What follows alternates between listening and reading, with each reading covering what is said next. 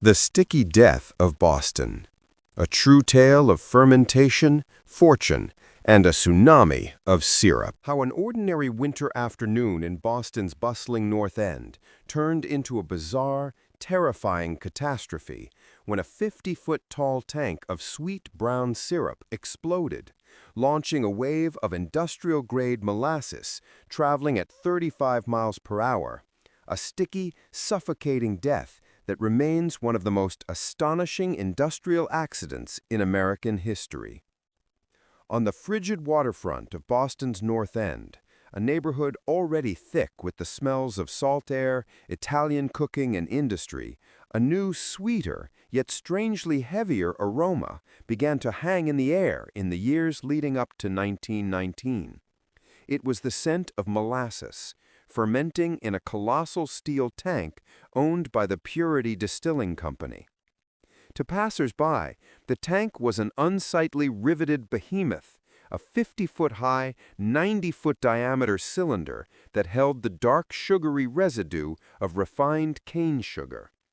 It towered over the cobblestone streets, the elevated train tracks, and the humble tenements of a dense, working-class district.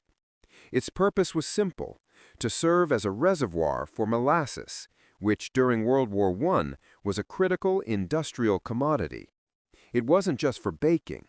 This was the raw material for fermenting into ethyl alcohol, an essential component for munitions, and after the war, for the making of industrial solvents, and, critically, for rum and other alcoholic beverages, a race against the coming tide of prohibition. The Colossus of Commercial Street.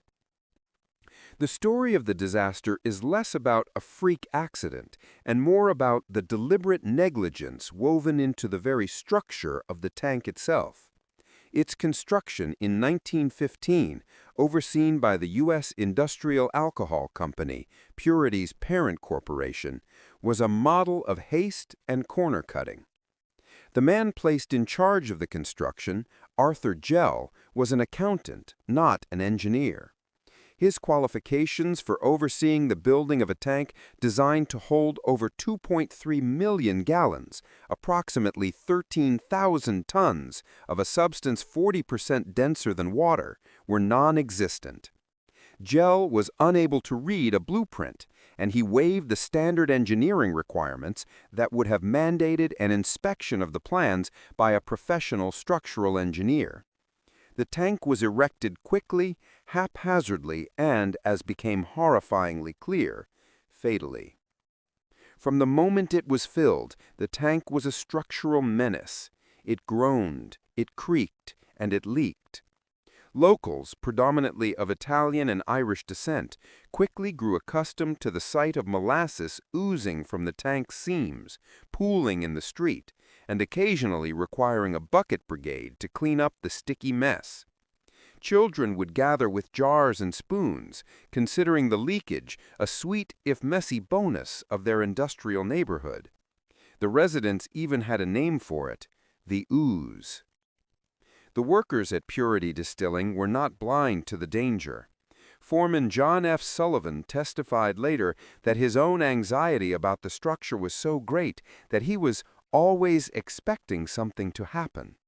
He brought his concerns to Gell, who, in a chillingly cavalier response, simply ordered the tank to be painted brown, a cosmetic fix to disguise the telltale leaks, effectively painting over the crisis.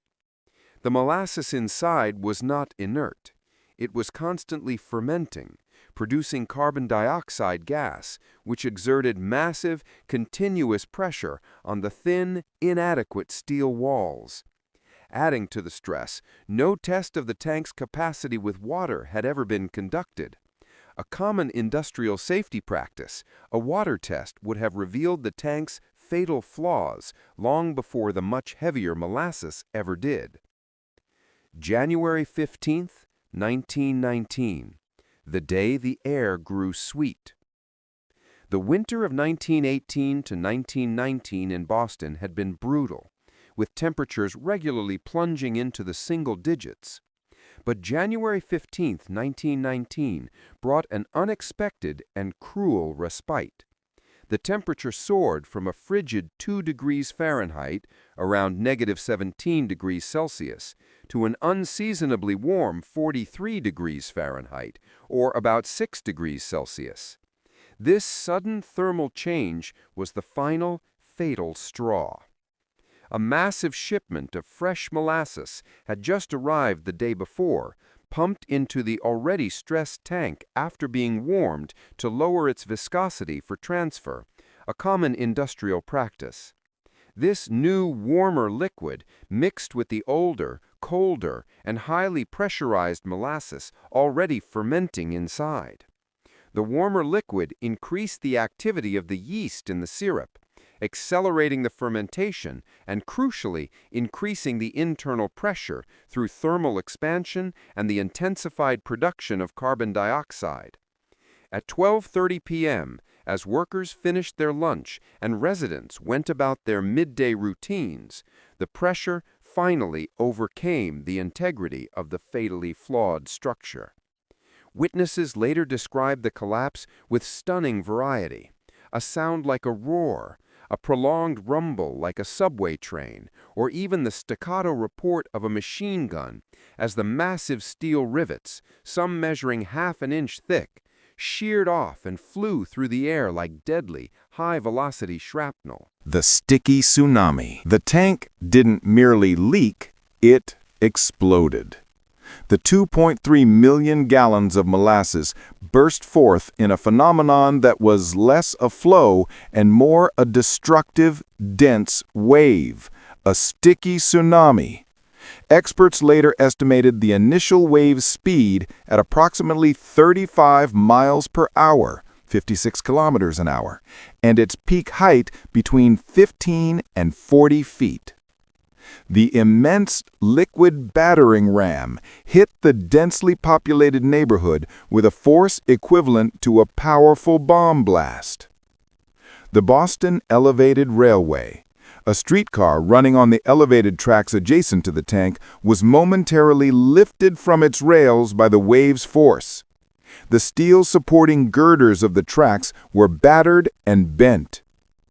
The firehouse, Engine Company 31, a newly built, sturdy firehouse, was ripped from its foundation and shoved across Commercial Street, narrowly missing the elevated tracks.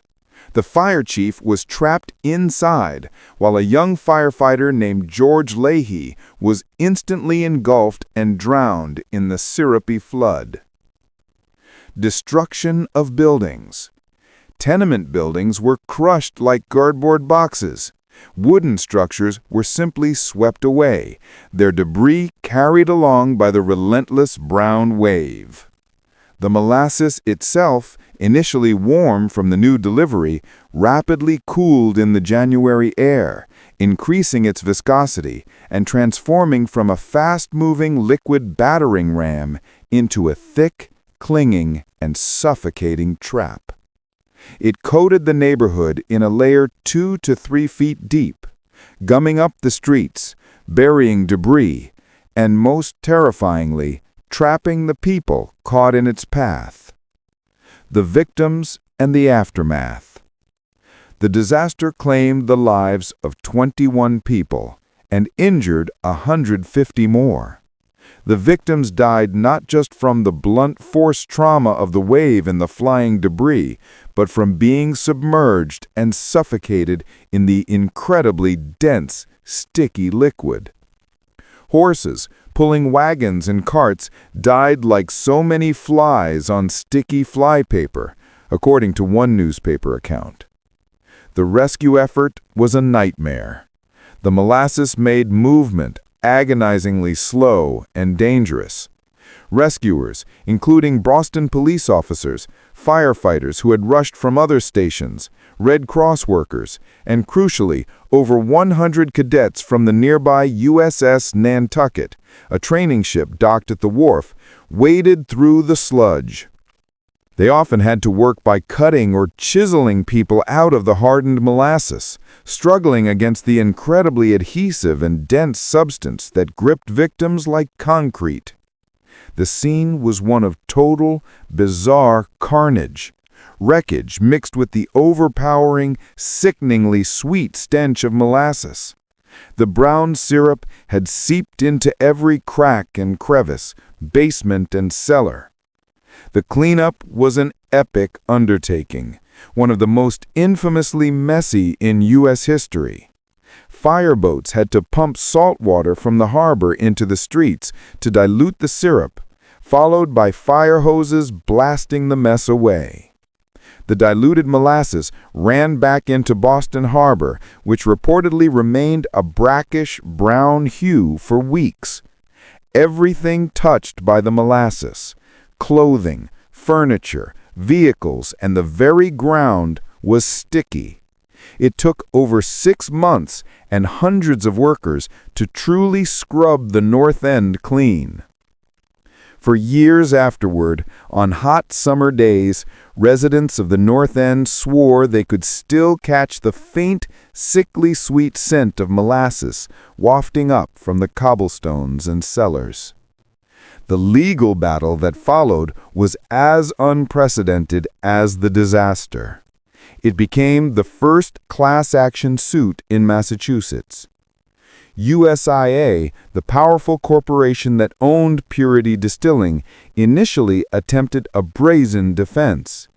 They claimed the tank had been intentionally sabotaged by anarchists.